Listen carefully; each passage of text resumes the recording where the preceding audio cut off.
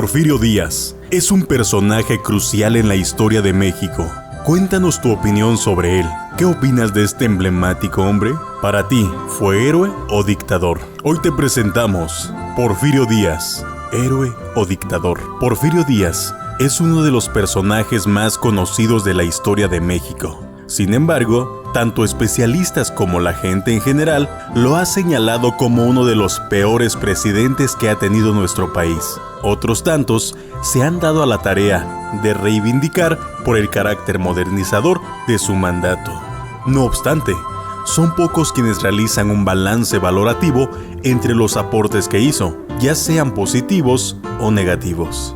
Es por ello que te presentamos parte de su biografía, para que sepas más de este personaje y puedas llegar a tus propias conclusiones. Porfirio Díaz nació el 15 de septiembre de 1830, en la casa conocida como Mesón de la Soledad en Oaxaca, y murió el 2 de julio de 1915 en París. Su nombre completo era José de la Cruz Porfirio Díaz Mori. Su madre fue una mujer de origen mixteco llamada Petrona Mori. Mientras tanto, su padre fue un hombre de ascendencia española, conocido como José Faustino Díaz. Porfirio Díaz quedó huérfano de padre tan solo 3 años después de haber nacido. Luego de que el padre de Porfirio muriera, su madre tuvo que hacerse cargo tanto de la casa como de la familia. Díaz estudió en la primaria municipal a la par que aprendía latín en la parroquia de San Pedro Tecocuilco. Para 1843 había ingresado al Colegio Seminario Conciliar de Oaxaca. Poco tiempo después, renunció al camino eclesiástico para estudiar leyes en el Instituto de Ciencias y Artes de Oaxaca. Posteriormente, debido a fuertes dificultades económicas, la familia de Díaz se mudó al solar de Toronjo, Oaxaca. La madre de Porfirio se convirtió en tejedora de puntas de rebozo, mientras él, por ser el hijo mayor, comenzó a trabajar. Porfirio ejerció distintos oficios, como los de carpintero y zapatero. Poco tiempo después, abandonó esas tareas para iniciarse en la vida militar. Esto ocurrió en 1846, cuando estalló la guerra entre México y Estados Unidos. En ese momento, nuestro protagonista se unió al batallón Trujano, perteneciente a la Guardia Nacional. No obstante, Porfirio continuó sus estudios en leyes. Con tan solo 19 años se había convertido en auxiliar de la Catedral de Latín, mientras trabajaba como bibliotecario en el mismo instituto. Siendo estudiante, fue uno de los pupilos de Benito Juárez en la Catedral de Derecho Civil. Sin embargo, un nuevo inconveniente suspendió la carrera de Díaz. Se trató de la Revolución de Ayutla en contra de Antonio López de Santa Anna. Debido a este movimiento insurgente, el instituto fue clausurado y Porfirio ya no pudo obtener el título. Cuando Santa Anna inició la persecución de los opositores de su gobierno, Porfirio se declaró a favor de la revolución. Debido a esto, Díaz se unió al levantamiento armado de Ayutla. Al perder la batalla de Totonongo, nuestro protagonista tuvo que huir. Tiempo después, se consiguió el triunfo del Plan de Ayutla. El apoyo y la lealtad de Porfirio Díaz fueron recompensadas con el cargo de mayor de infantería de la Guardia Nacional. Este nombramiento se lo otorgó Benito Juárez. Fue así como Díaz inició formalmente una larga trayectoria militar. Una de las características de esta fue la lucha en contra del sector conservadorista. Inclusive, después de que se promulgara la Constitución de 1857. Los enfrentó en Ixcapa, junto al coronel José María Salgado. Durante este enfrentamiento, el coronel fue asesinado y Díaz quedó herido. Otra de las batallas importantes en las cuales participó Díaz fue en la Guerra de Reforma.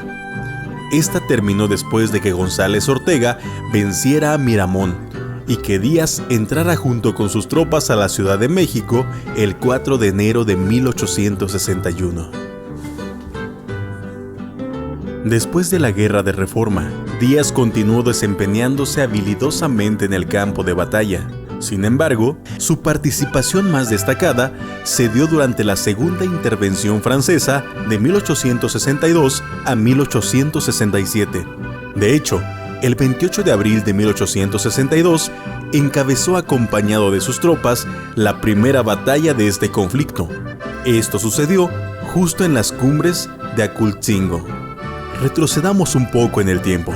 Recordemos que después de la Guerra de Reforma, Benito Juárez se había convertido en presidente de México.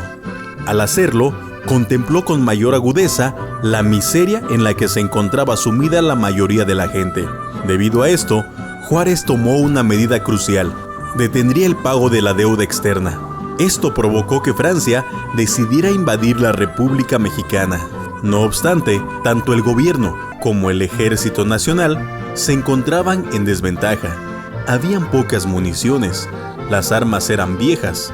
Además, había un conflicto interno entre liberales y conservadores. En conclusión, no existía posibilidad para que México detuviera el avance de los invasores. Pero gracias al valor y a la resistencia de generales como Ignacio Zaragoza, Miguel Negrete y por supuesto Porfirio Díaz, lograron repeler el avance. Uno de los enfrentamientos decisivos fue el de la Batalla de Puebla. En esta, Díaz logró contener y repeler al ejército francés desde la ladrillera de Azcárate en Amozoc. No obstante, pese a que los enemigos se habían rendido, Porfirio contrarió las órdenes de Ignacio Zaragoza y se lanzó en persecución de los vencidos. Este fue uno de los primeros destellos del autoritarismo que después caracterizaría a su mandato. Cabe señalar que esta lucha se prolongó hasta 1867, cuando se logró la expulsión definitiva de los invasores. Durante la segunda intervención francesa, Porfirio Díaz continuó firme en la lucha por la libertad de nuestra patria. Repetidas veces fue perseguido, y aunque Juárez le ofreció el cargo de secretario de Guerra y Marina, Díaz lo rechazó, pues se consideraba demasiado joven como para ser respetado. En comprensión por esto, Juárez le permitió que formara su propia división y después fue nombrado jefe del Ejército del Centro. Cabe mencionar que para 1864, el archiduque Maximiliano de Habsburgo había aceptado gobernar México y llegó junto con su esposa a Veracruz. Este mandato tan solo duró 3 años, pues para 1867 Maximiliano fue derrotado y ejecutado. Después de esto, los radicales liberales promovieron a Díaz para la presidencia. Sin embargo, Juárez fue reelecto. En 1870, Díaz se postuló como candidato a la presidencia junto con Lerdo de Tejada y Benito Juárez. Sin embargo, este último fue reelecto nuevamente, y Díaz acusó a Juárez de cometer fraude electoral. Díaz decidió lanzar el Plan de la Noria. Para 1872 murió Juárez y Lerdo de Tejada tomó el cargo presidencial. Después de una serie de inconformidades en contra del gobierno de Lerdo en 1877, este decidió buscar el auxilio en Nueva York. Poco tiempo después, Porfirio Díaz fue elegido como el presidente constitucional. Inmediatamente, tuvo lugar el primer pago de la deuda al gobierno estadounidense. Se reanudaron relaciones diplomáticas con Francia en 1880 y con Gran Bretaña en 1884. En este mismo año, Díaz fue legítimamente reelecto. Además de levantamientos lerdistas y otros conflictos internos, para 1855 hubo fuertes tensiones fronterizas en Guatemala. También comenzaron a reprimirse violentamente los levantamientos yaquis. A pesar de esto, llegó el año 1887 y Díaz fue nuevamente reelecto. 3 años después, Díaz hizo una reforma que anulaba las restricciones para las reelecciones presidenciales. Continuaron los levantamientos internos y todos fueron reprimidos con el uso de la fuerza. Por otra parte, numerosos periodistas fueron amenazados o asesinados. En este entonces no existía la libertad de prensa. Cabe resaltar que durante los primeros años del Porfiriato, Díaz sentía una fuerte inclinación por el nacionalismo. Sin embargo, a partir de 1888 comenzó a preferir y promover la cultura europea, principalmente la francesa. Debido a esto, las artes recibieron un apoyo gubernamental importante que culminó con el apoyo a corrientes como el modernismo. Algunas características principales del Porfiriato fueron estos: A partir de 1888, Díaz y su gobierno comenzaron a sentir una fuerte inclinación por la cultura francesa. La Iglesia Católica logró recobrar gran parte del poder que había perdido durante el gobierno de Juárez. El 26 de mayo de 1900 se promulgó la ley que proclamaba la creación de la Universidad Nacional de México. Esta fue promovida por Justo Sierra y hoy es popularmente conocida como la UNAM.